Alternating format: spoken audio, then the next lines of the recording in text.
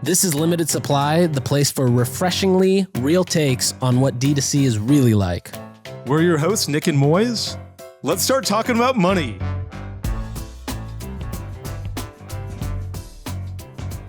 All right, we're back. This is I think this is going to be episode 4 because we just recorded one. Episode 2 came out today. It sounded great. Episode 3 we just recorded this weekend, and I think this is 4. Likewise. All right, so today we've got a whole list of things to talk about. Fantastic. Yeah, we're going to go through the best way to drum up cash if your brand is facing some headwinds right now, and I know a bunch of people are as a result of ad changes and supply chain issues. We're going to talk through the Facebook and Shopify earnings reports, which just dropped earlier today. Facebook came out less than an hour ago. We're going to talk a little bit about IPOs of publicly traded companies of e-commerce brands, Box, Grove, and Thrive Market. We're going to get to some outside of the box marketing channels, so think non-direct response. And then we're finally going to get to, if we've got time, Nik's daily report, which is basically his ideal report of what you would look at every single day from a KPI perspective to understand how is your e-commerce brand doing. Perfect. But let's get to the top, which is the best way to drum up cash flow as brands face headwinds.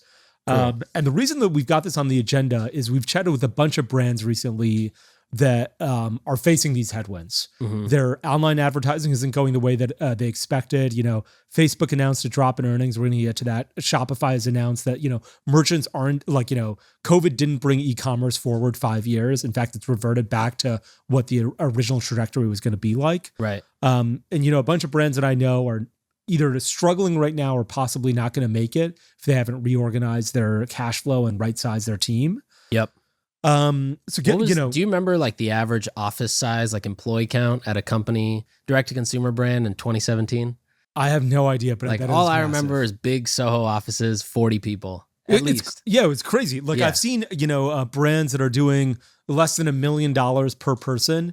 That's sort of the gold standard that I look at. Where I'm like, if you're doing $1 million, you can have one person for that. Doing $10 million, you can have 10 people here. Doing 50 million, you can have 50 people. Right. But if you're more than that, you probably need to be a little bit nervous about hiring, especially as the world changes in front of us. Yep. But I'm really excited to talk about other ways to drum up cash because I think this is a great conversation.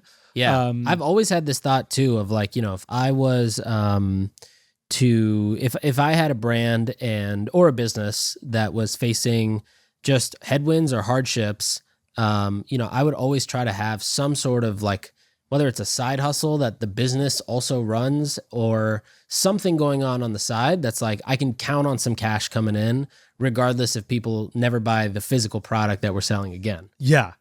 I definitely did this in my first business was my co-founder and I started a business where we sold alcohol online. Mm-hmm. And that type of business is great for events. Yeah. And making money from events. Yeah. And so, it was a small business. We got to something like a $5 million revenue run rate, and we sold it pretty early, within 18 months of launching it. Wow. But we were bootstrapped, and so we were hard up for cash. And, I remember we were both lawyers. And so one of the things, I don't know how this happened, but a law firm emailed us, and they're like, hey, we want to do an event for our lawyers or some of our lawyers, and we want you to do a spirits tasting. Come down, bring us spirits, and, have everyone sample some and do something to that effect. And, we were just lawyers. Lawyer things. And what's ridiculous is that, these bottles that we've got cost $40 and, you can generally get them sponsored. It wouldn't even cost us anything.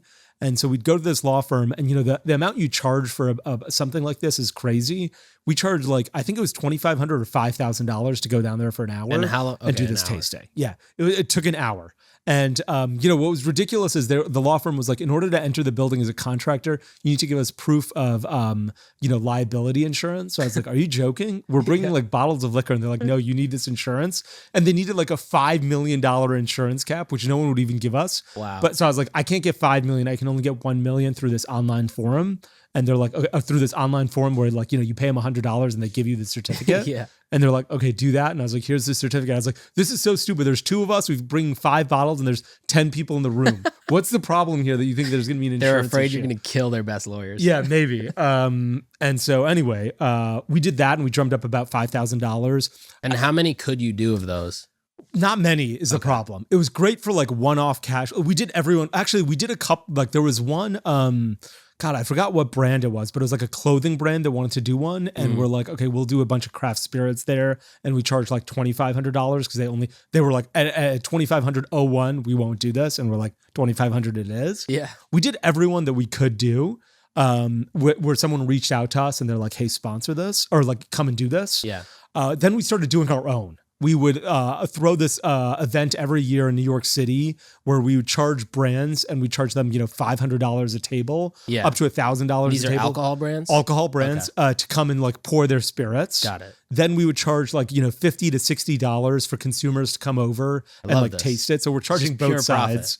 It was pure profit, but that one was a lot of work because we'd have like, 300 people in there. We'd have to sell tickets. We'd have to drum up enough interest in the tickets. Licenses because there's alcohol involved. We didn't because what we'd do is we'd go to an event space that had the license for us. So a lot of times we do it at Houston Hall. Do you know where that is? It's like it's on Houston and like it's this big event space and like they would have food and they'd give us the venue. So and they were already licensed to sell alcohol and serve alcohol. That's awesome. So we could just use that and like we probably made $10,000 or $15,000 per event. Yeah, which that's is once great. a year, which is great. Yeah. It was just a ton of work. Yeah. And so those are great opportunities for brands to make money. Like Totally. I bet Native could have done stuff like that. We never did it with that brand, but like do Native at events where we're like, look, we've made cocktails that are like our deodorants. Come and sample them, get free deodorants. Yeah. And we charge several $1,000s a brand, especially in San Francisco, Yeah. where you can charge a lot of money because people are VC They backed. just have money. Yeah, exactly. Yeah. But what are some other ideas though? So one that I've always thought is a newsletter. So this actually the first time I thought about this was when we worked with Orgain Protein, and I was like, this founder, his name is Andrew. He has such a cool story as to how Orgain started. Like one, this guy should have his own stream of content that goes out just because he's so like smart. He's a smart guy, medically and business wise. He built this business from scratch. Amazing. Basically sold it twice, first to like PE and second time to Nestle. And, I was like, how does this guy not have at least a newsletter of just his thoughts on the world of wellness or like, and it could either be B2B, to distributors and whatever, people who work in the industry, or it could be to the average person who's just like, I just want to hear what's going on in medical or in wellness and in health from a guy who's like the best person to hear it from. And I remember telling him this and I was like, you could... Like, first of all, you could just say this in a voice memo. It would take you a minute and a half, and then somebody else can just write it for you. Yeah. And you can use, Beehive to go send it. Or you could write it yourself. And, this is basically like the best, like this is always going to be ad space for Orgain. Yeah. Or you could always sell ad space. Yeah. Okay, gotcha. Like so you're talking about a side space. hustle for an individual, not the business. Like, No, but I also think for the business, like I also think that, I think it depends on the business. If you're selling candles, maybe not.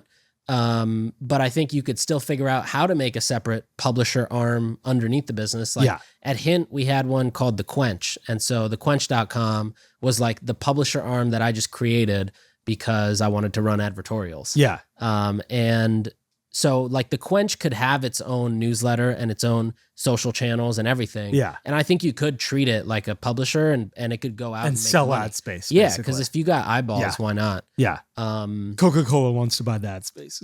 Yeah. Yeah. But I think the best would be like if I was a founder, I would probably position it to B2B because the ad dollars in B2B go a lot further. Yeah, yeah. Because you've got a newsletter and you position your newsletter. It's all B2B. It's all B2B. Yeah. On your rank of income streams, where does the newsletter sit? Probably like at the highest. Wow. But it's because like I cannot take out from others. What does that mean? So like I don't have to take money out of the business from other companies.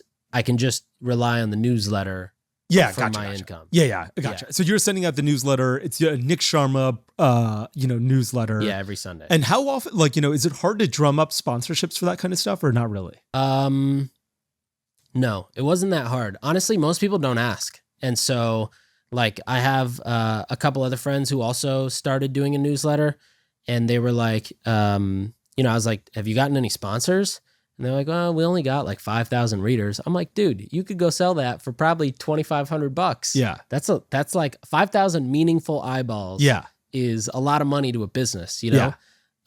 Like whenever we throw our events in New York, one sponsor might pay tens of thousands of dollars for that one night. And then if they get one client out of that, that makes up 5 times over what they paid for the event, right? So in B2B, the dollars are just so much bigger. For sure. But yeah, getting sponsorships was not that hard. And are they generally inbound now? They're generally inbound, At this point, it's pretty much inbound. Unless, like we, for example, with Sharma Brands, we're switching to JustWorks. And I'm like, damn, this is like, I don't know, 20 grand. And I just email Workweek and I'm like, let's go get JustWorks as a sponsor. I want them to pay me back. That's awesome. So yeah, so sometimes there's companies that are just really expensive and I tell Workweek, like, let's go get them as a sponsor so I don't feel bad paying it. That's awesome. But I think that's a great idea. That's really impressive. The number, like every Sunday I open up my Twitter and I'm like, is Nik Sharma trending now or what's going on? Everything is about your email newsletter on Sunday nights. I have no idea. I mean, obviously I'm sure we follow the same people on Twitter. People. Yeah, but it's pretty crazy. Yeah. And really impressive that you've been able to build that out. Thank you. Yeah. It's honestly, sometimes it's really fun to write. The thing is like in the shower. Yeah. On Sundays, that's like when the outline of this whole thing gets downloaded in my brain. Like I can just see the full outline. Yeah. If that doesn't happen, it's like a 2-hour process where I'm just sitting and scrolling the internet, trying to think of something. Yeah. And how long does it take you to type it out actually? On average, like 3 hours. Wow. Okay. Yeah. So it's a decent amount of time. Yeah. On Sunday. But so newsletters are really hard, especially to stay consistent. But there's this example I put here in our Google Doc. So 247health.com. If you click it and then you go to the Daily Tonic on the top. So the Daily Tonic, it's basically I'm going to read the description. The Daily Tonic is a 2 to 5 minute daily newsletter sharing science-backed health news and tips. And so it's basically like morning brew for health, right? Yeah. And they've got 100,000 readers. It's created by the founders. It's basically Gareth and Justin Mayers. Gareth, who we talked about, and then at Pila, and then Justin Mayers. And I don't know how they got 100,000 readers so fast. I'm sure they were able to leverage their customer list or try something of that nature. Smart. Maybe run ads to their customer list. But, like they're definitely selling ad space. Their screenshot down here says Morning Brew sponsored it. Yeah. Good for them. That's a great idea. Yeah, and great side hustle. Yeah, and you're right. Like I think that not enough people recognize how much you can monetize a small audience because that audience could be really devoted. Like I don't know how big our podcast will get, but it'll be a bunch of e-commerce people listening. Yeah, and those are really valuable ears and eyes. Yeah, 2 other ideas just popped in my head. Yeah, if I was if I was Hint and I needed to get cash real quick, I would do this, but I would sell it to like ClassPass, and I could sell that to our consumer audience. Not B2B. Yeah. That makes like now sense. A tech company's got a subscription and a much bigger return on these customers. Yeah, that makes sense. And then the other one I thought of, which already happens pretty often, is do you ever get HelloFresh? Yeah.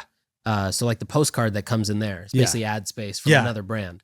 And they sell those as full-on campaigns. That's a great idea. Yeah. There was, Naked Wines. Have you ever heard of a brand called Naked Wines? Yeah. Their only method of customer acquisition is those insert cards. No way. And so they're like, we'll pay you on a CPM basis. How many packages are you shipping out? Great. We'll pay you X dollars for CPM. And far more than you pay Facebook. If you're paying Facebook $20, they'll pay $100. Yeah. And to put those cards in your boxes, which I thought about for a brief second while I was running native, because I was like, okay, that's a bunch of money. And then I was like, I don't want to ruin the brand here. Yeah. But that's a great idea from HelloFresh. That's not bad. 10 cents a box.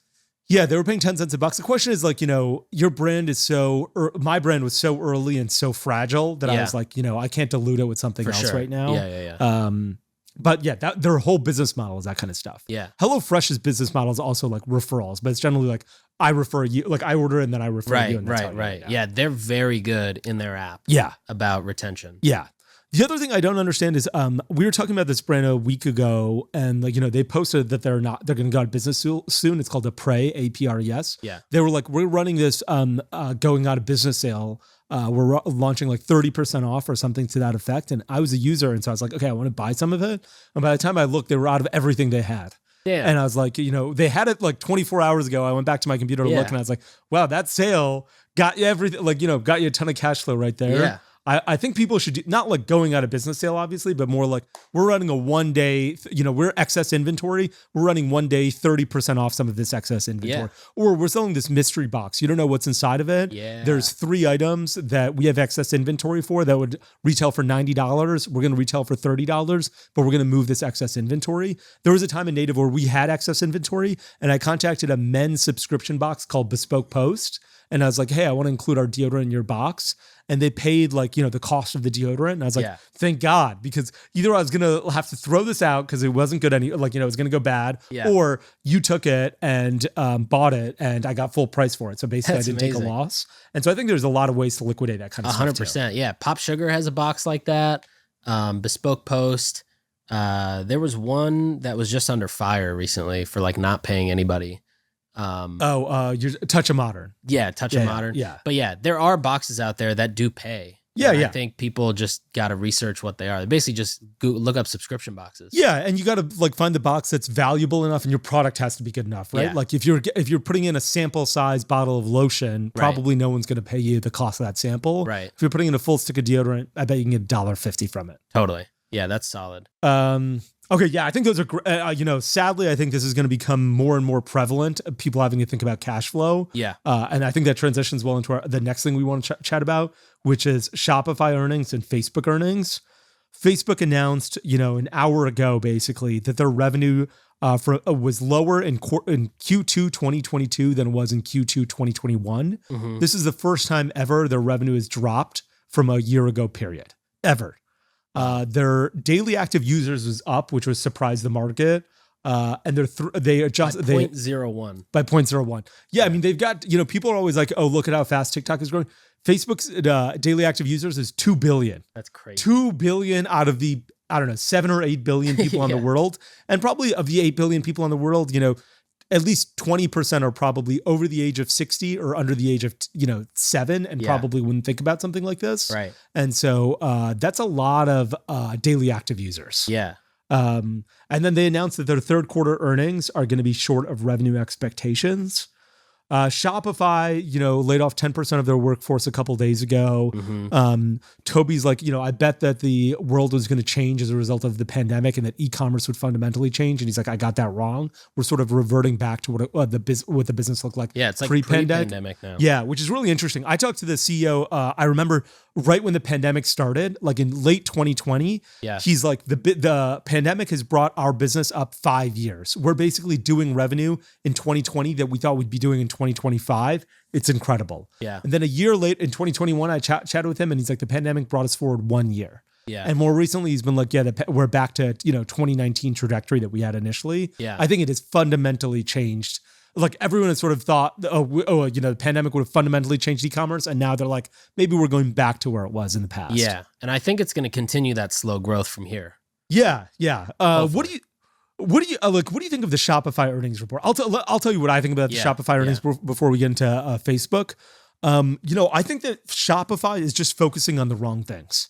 They're not focusing on the software that's right in front of them. They can improve Shopify so that it's more, a lot of businesses start on Shopify, but then graduate. Like the best businesses are like, look, we're doing $25, $50 million in revenue on Shopify. Help us. Make it so that the checkout page is more customizable for us. Make it so that there's native subscription apps to make life really easy for us. Provide us the Shopify audiences. I know Shopify launched this Facebook audience thing. I don't know how that's working. That could work out really well. Make it so that we can do that through direct mail and take a little bit of cut from that. Yeah. I think there are a lot of ways that Shopify could be leveraging their software in a way that they're not. And I think they're focused on things like they're focused on the SMBs or like really small businesses when they should be focused more on the $10 to $50 million businesses, because that's where there's a lot more juice for them to have, a lot more juice to squeeze. And I also think they should raise prices right away. And I know that hurts a lot of people who use Shopify, but like if Klaviyo is charging you if Klaviyo charges more than Shopify, what the fuck is going on here? Yeah. Shopify should be charging way more. Yeah. I think I agree with a lot of that. In fact, yesterday I was thinking, it's kind of crazy that Shopify doesn't have all the, like maybe the nucleus family suite of apps you think it would have, plus maybe the extended family. Like, subscriptions, ratings, and reviews. How is ratings and reviews not native Built to in, Shopify?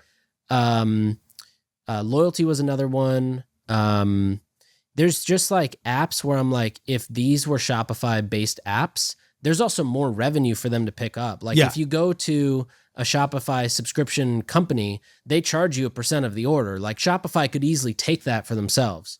Post-purchase upsell. Give us a post-purchase upsell and charge a fortune for it. Right. And then I do agree on the customer acquisition side. I don't think they do a lot to help. Like they announced a bunch of stuff at Shopify Unite recently. Yeah.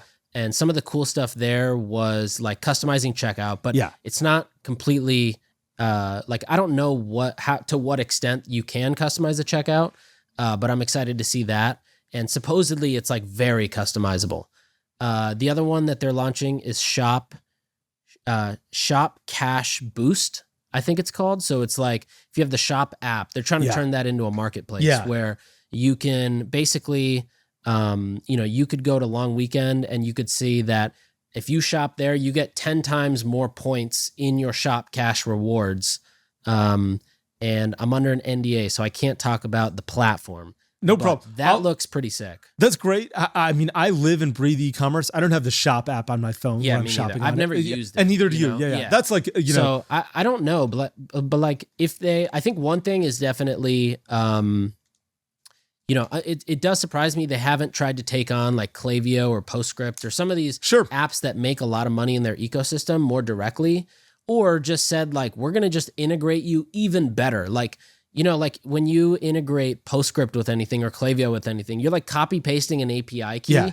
That it shouldn't be the case. Sure. There should be a much better integration if it's not Shopify doing it natively. Yeah, I couldn't agree with, more about all of those things. The way I think about it is it should be offensive and defensive. And defensive is like provide us more tools to better run our businesses, whether it be native apps to do post-purchase upsells, which should have existed a long time ago, or native apps to do reviews or loyalty or subscriptions. Yeah. And then it should be, those are all defensive things that'll help me once I get traffic to my website. Right. And then it should be offensive, which is how do I hunt down more traffic? Right. That Shop Pay app thing, I get it. It's like, Walmart. Walmart would be like, hey, native, in order to get into all the Walmarts, you need to pay us $500,000 to own our homepage on Walmart.com once. Yeah. And it got us like 3 sales. And I'm like, this is the cost of doing business to get into all the Walmart stores I want to. Yeah. I got to buy this Shopify. I got to pay for Walmart.com. That's what the Shop Pay app, like the Shop app is. Sure. There's just not enough offense there. Like there's not enough meaningful dollars coming through there. And I'm not sure why they're not focusing on those things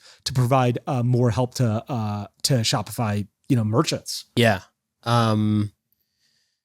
I mean, I really hope that they pivot some of the, I think the offense is where they need to focus a little bit more. Yeah. Like they've got to help the brands get the revenue because most of their money comes from credit card swipes. Yeah. And so they need to help build that funnel to get more credit card swipes. Definitely. I'm not sure. I couldn't agree more. And I think the way I think about it is the iPhone. When the iPhone came out, you had to pay 99 cents to buy an app to turn on to turn a flashlight on. Yeah. And then Apple was like, this is stupid. We should integrate this with Apple and make it native. Right. And they're like the flashlight apps went away. Right. Yeah. And so I think that there are a lot of those types of businesses where a lot of those types of apps that went away because Apple was like, we do this better and we're just going to integrate it. Right. Similarly, Shopify has done a great job to building an ecosystem, and they should, they want that ecosystem to thrive, but that doesn't mean that prevents them from building anything that exists in that ecosystem. Right. They need to go out and do that. And I think that's what, if I was Shopify management, I might be like, look, we're partners with these people. I bet Toby's personal friends invested too. Yeah, exactly. I bet Toby's personal friends with a bunch of those guys as well. And so it's hard to be like, look, we're now going to eat your lunch, but you got to do what's best for the business here. Mm-hmm. And what's best for the business is to eat their lunch, and to charge more. I cannot, if I was, a private equity firm should realistically look at Shopify and be like, we're going to come in, buy this business and quadruple prices. Yeah. There's no reason Klaviyo should be so much more than Shopify. Yeah. And I mean, that would suck for everyone in the community, but like, what is Shopify doing charging $200 a month for all of this service? Yeah. Especially if they're able to provide more offensive tools. That's, Do you remember what your native pricing was? We were on Shopify Plus. I don't remember what it was, but we were not using Stripe. We had our own contract with Stripe and not using theirs. we called up Stripe and we had we had a personal relationship with Stripe. We got their rates from them, and then we implemented our rates onto Shopify. Got it. Rather than using Shopify's rates because our rates were better. And we had to give Shopify a little bit of cut, on every transaction, a small cut from our processing rates. But even then, our rates were so much better. It was better to use our rates and pay Shopify a cut than use Shopify's credit card system. Which is pretty crazy. Yeah. Anyway, that's what's going on with Shopify. What do you think of their fulfillment stuff? Like I think they're trying to solve the problem that's maybe the easiest problem in e-commerce, which is getting your package to the consumer. It's not the most fun problem to solve because oftentimes you're paying either paying for heavy shipping or you're shipping really slowly and you have a bad, mediocre customer experience. I think Allbirds does a really good job of this on their website where they're like free shipping, 7 to 12 days, $10 shipping, 5 to 7 days, $20 shipping within 3 days. So I think, people are, and, running an e-commerce store, I can tell you a lot of people are like, hey, I ordered 4 days ago. Where's my package? Because everyone's used to Amazon Prime shipping. Right. And so that's nice that, you want to fix that. But, there's a ton of 3PLs and those 3PLs are pretty good at what they do. They know how to put a package in a box. They know how to put a shipping label on it. They know how to get boxes. They know how to manage their inventory. Do they mess up less than 1% of the time? Yes. Do they mess up more than 1% of the time? Probably not. There's some initial hurdles when you walk into a 3PL, but generally those things get resolved. And the prices are not that insane, right? Yeah. No one's paying $30 to ship a cup, right? You're paying $1 to $2.50 max. Right. And so I don't know why they're trying to solve this problem that's commoditized and easy when Toby's an engineer. Yeah, Toby's an engineer. Software is their home. Do they really think a Canadian is going to beat Jeff Bezos at his game? Get out of here. Yeah. Jeff Bezos is incredible. Has invested hundreds of billions of dollars into fulfillment. Literally more than the market cap of Shopify times 3 to build out a fulfillment network. Right. You're not going to be able to do this, or you're not going to be able to compete against with fulfillment. Right. Compete where you can, which is customized site that offers more resonance between customers and the brands. Yep.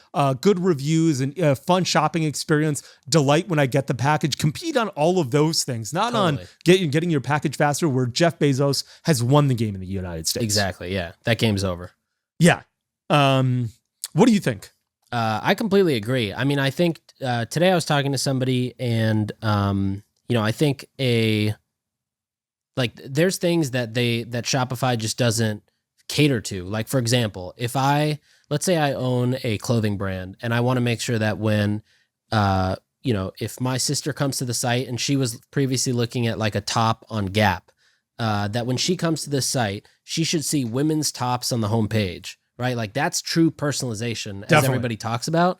It's just I don't even know where I'd start with that for a Shopify site. Yeah. I know it's definitely possible with Banana Republic. Yeah. Where they use third-party data and then it feeds into your CMS and that's how they know what to show you. But I have no idea where I'd start.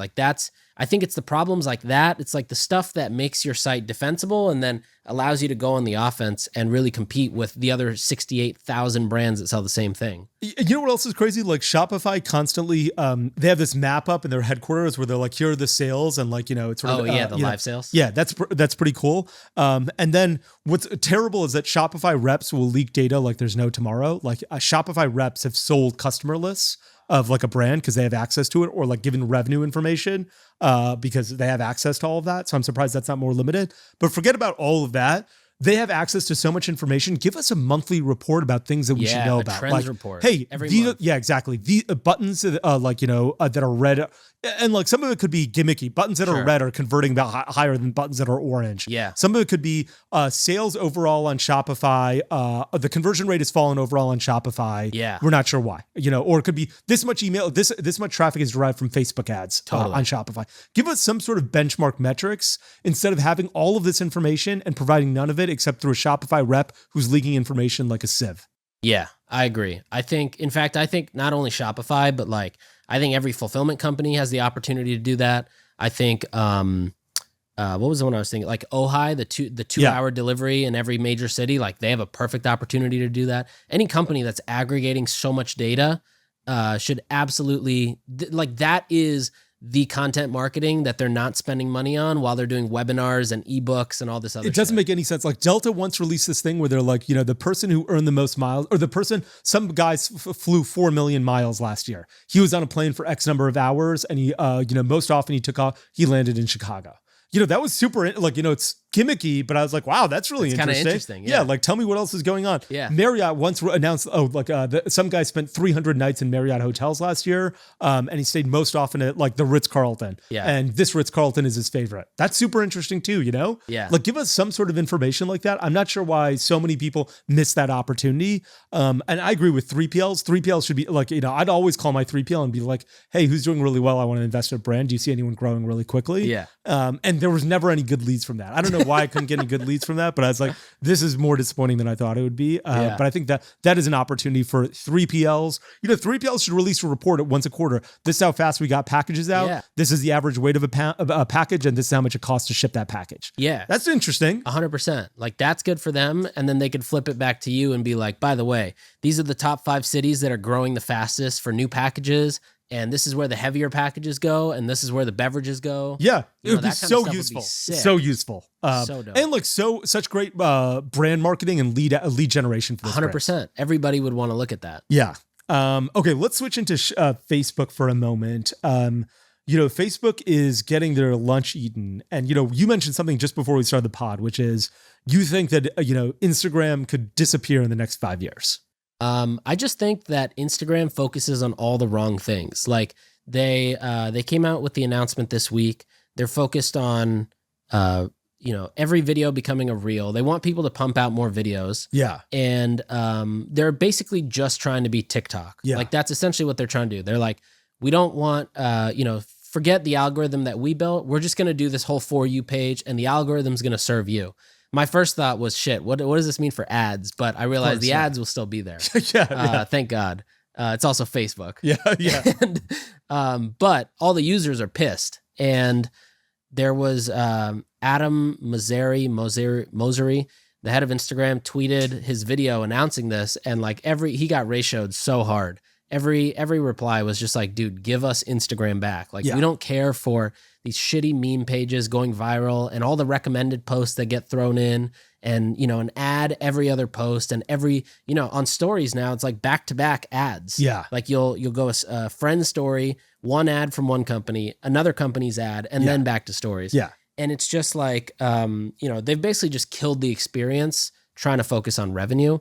And I'm sure there's some reason that, they switched to all reels and all full screen, basically just pushing video. And it's like, because they want to get more time spent in the app. Yeah. Has your app updated to the new experience? No.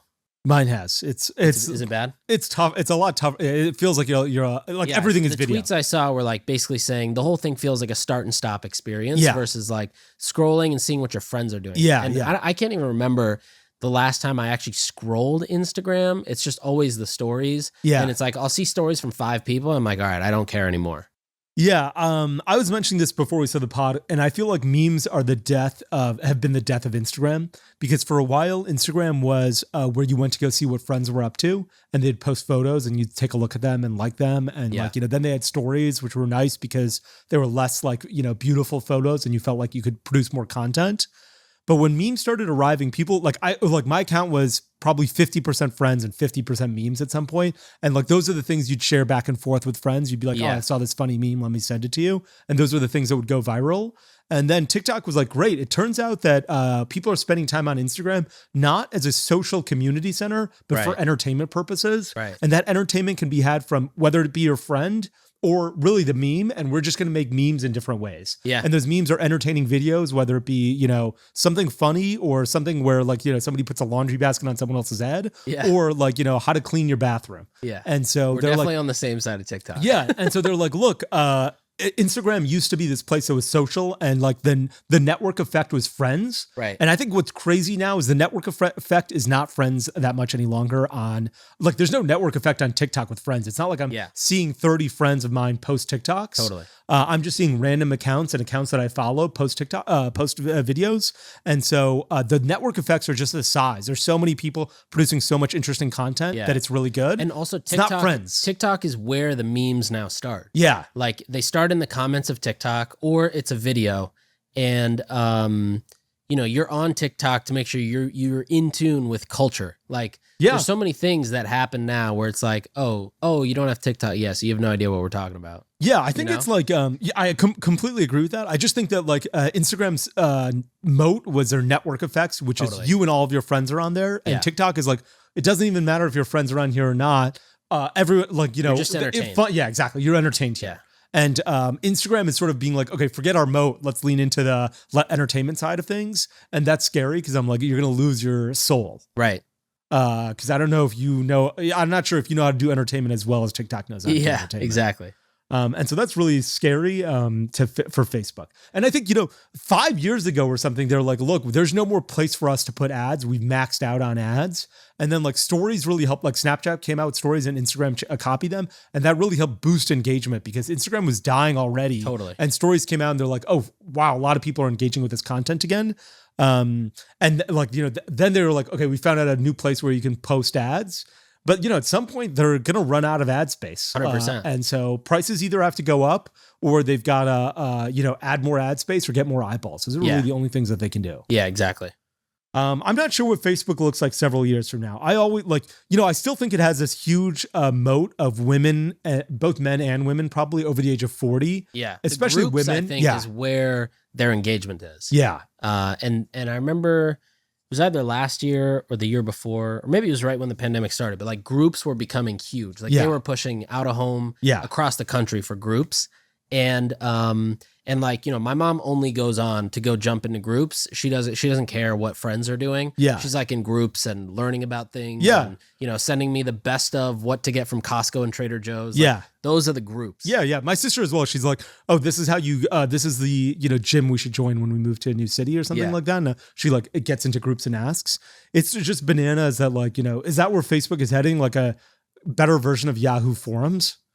I think so. That's scary. Do you remember Yahoo Answers by any chance? Yeah, Yahoo Answers. That's what I meant. Yeah, one of Yahoo the greatest. Answers. That's the worst. That is the funniest and worst platform I've ever seen in my entire life. Yeah. Let's jump into a couple of these publicly traded businesses. I really wanted to chat about three: Boxed, Grove, and Thrive Market. Yeah. And I want to chat about these three because they're all sort of in the same space. Certainly Grove is a little bit different than all of them because Grove focuses on private label products and more cleaning than food, like home care than food. Boxed and Thrive Market is sort of both the Costco's online. Boxed has a market cap of $136 million today. $136 million, which absolutely blows my mind. Grove Collaborative IPO'd, less than 2 months ago. And it's down from $1.5 billion to $700 million. It's lost $800 million in market cap. What is to be honest, I don't think the market is wrong. The market is pretty efficient about these kinds of things. Yeah. I think this might have been something I asked on episode 1, which is, are IPOs good exits for, direct to consumer brands or for e-commerce brands? I feel like none of them have done extremely well. What about Figs? Yeah, I think Figs and like Chewy are certainly the exceptions, but most of them have not met a good fate. Yeah, Figs is actually down from opening too. Yeah, they're all down from opening for sure. For sure they're down from. There's one company called Wink, which I used to follow. Have you heard of Wink? Wine, right? Yeah, they do wine. They used to be called Club W. I think this is the same brand. Yeah. They were like a Y Combinator company. They were growing. They were doing like 70 million in revenue. I was like, this is they crazy IPO'd brand. During the pandemic. They IPO'd Smart. and they're worth $20 million today. Damn. Like that's the valuation. That's slightly more than the valuation YC invested in them 10 years ago. That is nuts. I'm just not sure I'm not sure what's going on here. Yeah. Damn, $1.32 stock price? What do you even do with $1.32 share price? Under $1, they tell you have to either get above $1 or we have to take you off. Wow. You cannot be, you won't see any stocks trading on the New York Stock Exchange for 50 cents. Boxed is $1.96. Yeah, I just feel like these aren't ripe to go public.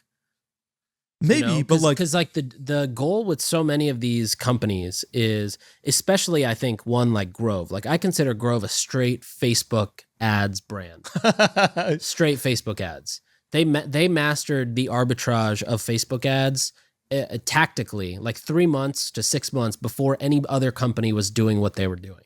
Like they were really good at customer acquisition, but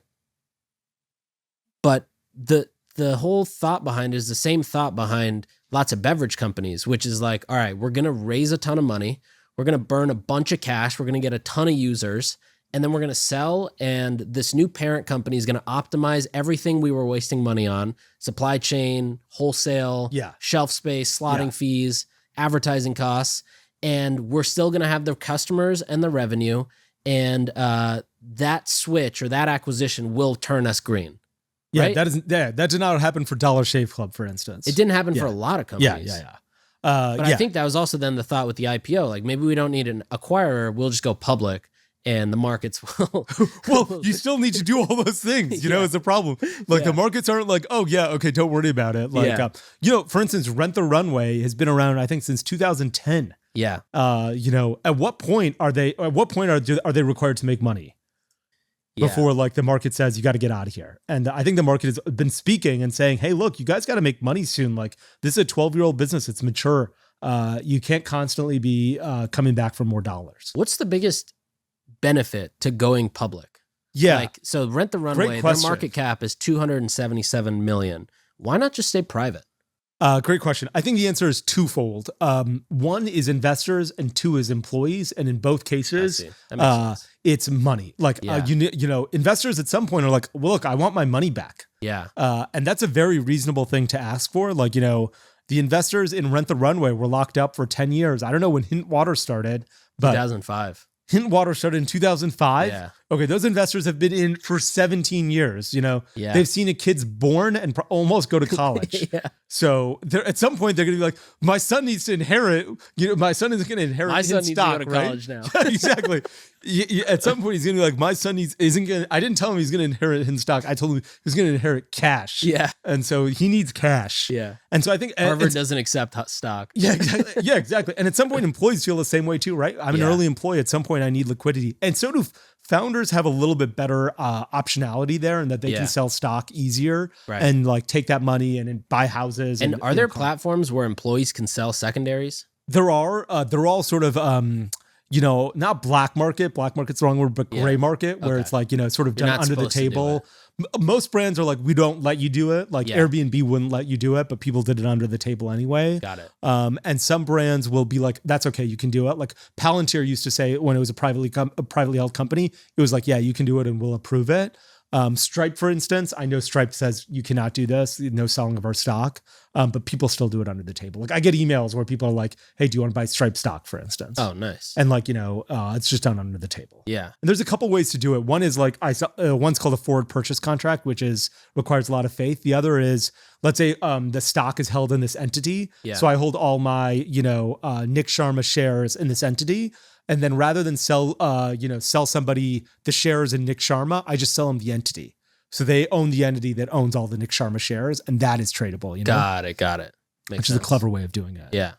So all right. So Wink. So like they're worth $20 million. Like what happens? You think? Are you going to go buy them? Wink? Yeah. No, I'm out of the alcohol space. But somebody could just buy them. Definitely someone could buy them and turn them around. Yeah. And I mean, you know, it might be worthwhile to do it. Like, I'm not sure what their sales look like, and you know, you could probably buy them for $30 million. But you know, you've got to turn around that business and it might need more cash, right? Right. In the near future, it might need more cash. And that's the scary part as well. Like Honest is trading at about $300 million. And you know, that's based on it going up 5% or 6% in the last couple of days. $300 million. You know, it's raised probably $400 or $500 million over the course of its business life. Yeah. So it's raised more money than you know it's worth today, and that's a pretty crazy thing that's happened. But okay, let's switch gears. I think I think that's an existential crisis, which is what happens. And I think, there's a great article by Jason Del Rey, and he wrote it for Recode, which has now become like Voxed. Yeah. And he wrote this article about bootstrap businesses and included Native, and he included Tuft and Needle and Movement watches. Yeah. And I think like the more and more I think about life and e-commerce in general, the more and more I'm like, wow, that article was so smart, where he's like, look, good exits happen when you don't raise money, and people should be listening to that advice. And there's a lot of bad exits happen that happen when you do raise money. But I also think like, if I was raising money, I would have like 3 plans of how this person's getting their money back, because I just feel horrible for not, for like losing this person's money. Yeah, I think I guess after you raise $100 million, it's kind of hard, but like maybe a few million, it's like possible with dividends or payouts over time. Yeah. I think that's great, but that means your business is doing well. Like what happens when your business isn't doing well and you're like, where do I come up with this money? Yeah, that's the hard part. The nice part about it is if you raise from VCs, it's generally not their money. It's somebody else's money that you've never met. Yeah. So they're like, you're like, I didn't lose your money. I lost the money you were managing on behalf of this guy. I never want to meet that guy, Yeah.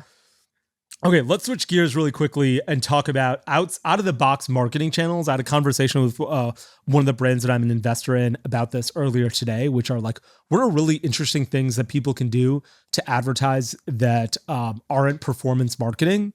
And first, let me start out and caveat this by saying I don't know if any of these are a good idea, and I bet that most of them are bad ideas. Cool. Yeah, they're really interesting, and it'll get people talking about you. And it's probably something great to do if you're trying to sell your business and your business is worth a ton of money. Is do out of the box marketing channels because it'll get people talking about you. Yeah. So I guess the one thing I saw recently was on United Airlines. I took a flight, and if you were sitting in business class, they gave you a small mini away travel suitcase filled with a bunch of toiletries that you could use on your flight. This is something that Rimawa did a really long time ago with a bunch of other airlines, particularly Asian airlines like EVA Air.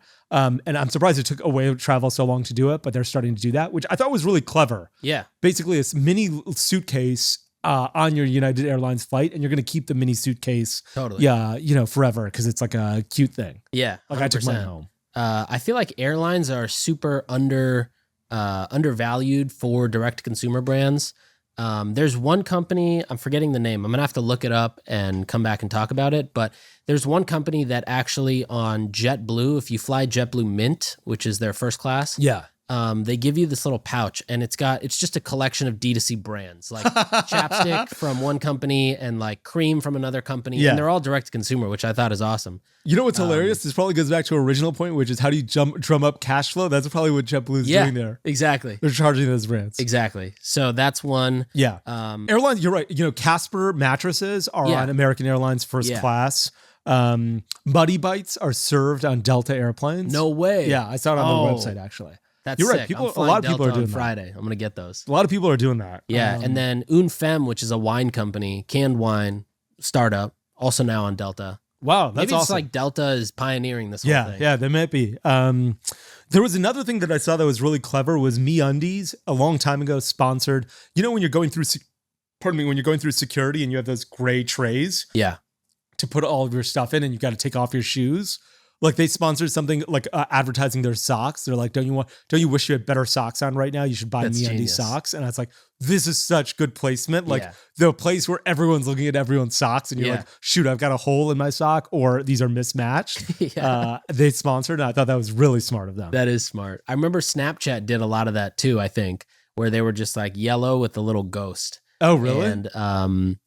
And yeah, because they were trying to get people to use those geo filters at airports. Oh, that's right. That's right.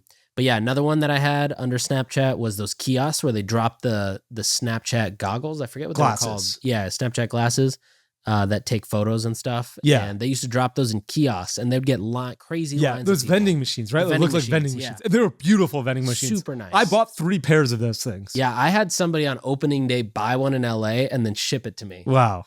Yeah, those were sick. And then you wrote Hims here, and I thought about Hims had, I think the first like direct-to-consumer brand to do a plane as well as bathroom stalls at baseball fields, and then even behind home plate. they did a lot of innovative stuff in sports. So smart. Like bathrooms, like, bathroom stalls or urinal stands for men's products. Like this is such a good men's product to advertise right there. Perfect. I thought it was really genius of them. Yeah. And like, I wonder if there's like, we talked about Arbor the other day with Ben. I wonder if like, can you mail people a patch of grass? Yeah. Like, is that a good idea for a lawn care company? Yeah. Or seeds. Or something. Yeah. Or seed. Yeah. That's a great idea as well. Yeah. Like, I wonder if more people can do things that are out of the box like that. I'm not sure how to do that. But I think more like, if you're selling your business, I think it makes a ton of sense because it gets your people talking about your brand, especially these mid-level executives at, bullshit companies that are like, oh my God, look how innovative these people are. Yeah. And they don't like they don't think about ROAS ever because they've never thought about that kind of stuff. So I think it's a great idea. I just don't know if any of these things ever make money. I'd hope they do. Yeah. I'd hope the guys at Hims and Away and MeUndies and Snapchat have always thought about this kind of stuff. But I don't know how you measure those things and whether they actually make money. Yeah. What's the Manscaped billboard? Manscaped had during COVID, Manscaped rented a barge in Miami, put a billboard on it, and then sent it up and down South Beach so everyone could see it. Yeah. And it just said, got Bush. And it had a lawnmower on it, like a Manscaped lawnmower trimmer that's awesome. on there. And like, who thinks about advertising on a barge floating up and down South Beach? Right. And now I think other people are doing it. Now there's this like is really companies smart. with boats on billboards on boats that are just digital billboards. Yeah. Yeah. Now I think it's getting to be bigger. But when I saw it, I was like, this is genius of you guys. Yeah. So smart. Like, Did you see Manscaped is doing a big endorsement with Pete Davidson? Yeah. I did see What do you think about big celebrity endorsements like that? Again, I think of it as the same thing I think of the rest of these things, which is if the ROAS makes sense, let's do it. I mean, I think he's a great guy to do it with and seems like very genuine. Yeah. And I really like that about him. In fact, I love that guy. He has so much character and he's just like, everyone's like, how are you getting all these hot women? He's like, I don't know, but it's working. But I really like him. I just don't know how much they paid him. Like, and I wonder how much those types of things cost. Like they also had Gronk from the, New England Patriots and now Tampa Bay Bucks. I don't know how much they paid him, but I think it was like, they seem to be selling a lot and not burning a ton of money. And so I think they're doing something right there. Yeah, 100%.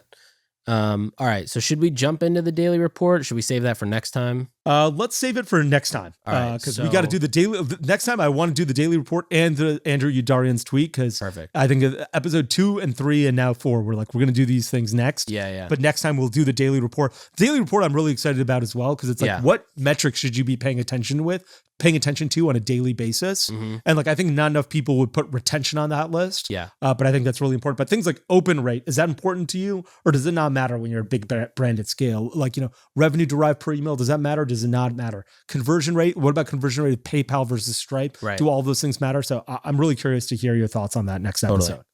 All right, so let's do e-commerce brand shout outs. Why don't you go first? Okay, great. I'm gonna do 2. One is this company called The Big Favorite, which I think no one's ever heard of, and they do some sort of stuff with like recycling clothing and all that kind of garbage. Not garbage, but like actually recycling. And that's great. And but the reason I buy it is because their clothes are fantastic. They make like undershirts and boxers. And it's basically the only shirts and boxers I ever wear. I love them so much, and no one's ever heard of them. And I sort of don't want people to buy too much because they'll sell out. But I really like that. The other brand, and I'm friends with the guys who run this business, not an investor, not an advisor, nothing, no equity, nothing like that. Same with Big Favorite, is called Otherland Candle, which they sell candles and they're like really beautiful candles. And the reason I love their product is because they make wonderful gifts. Like, I'm trying to gift less like alcohol and sugar because they're so bad for you. Yeah. And it's so hard to find gifts that are not bad for you. Yeah. All the gifts are they're all vices. Yeah. Yeah. Here's an indulgence that is going to take, days, or if not months or years off of your life. Yeah. And Otherland Candle is a fantastic gift that's like, $40, like $35 or $40 for a single candle. Yeah. So it's like a good price point where you're like, I'm not shelling out $150 for my friend, but it's also like a nice gift that doesn't kill anybody. Yeah. Unless you burn down the house. Sure. And so I really like that brand as well. Nice. Yeah. I would say 2 of mine, actually 3, I'll say, all apparel companies. The first one is Western Rise, which is this black t-shirt I'm wearing, and these socks. and they just make the most comfortable black t-shirts. Really? Okay. Super comfortable. I'm going to get you a pair of Big Favorite. I'm going to buy a pair of Western Rods, and we'll see which one's better. Deal.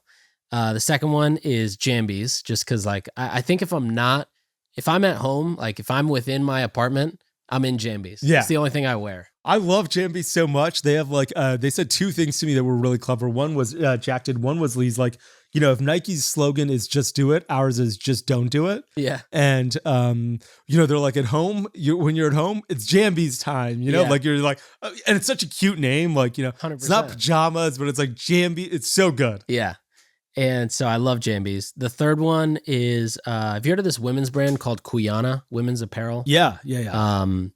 High-end, sustainable clothing, really good quality. But I love the fact that so if you dissect their site, like the site theme and the way things are laid out, it's so basic, but their creative is so good. Like they're so good at taking photos and staying consistent. Like their photos that they maybe took at a photo shoot yesterday are just as consistent as their photo shoot from 3 years ago. And you couldn't tell that they were separate days. Wow. That's pretty crazy. It's nuts. I've never even thought about that. Yeah. It's interesting that do you do a lot of photo shoots? Is that why you like think about that? Or how did you like realize that?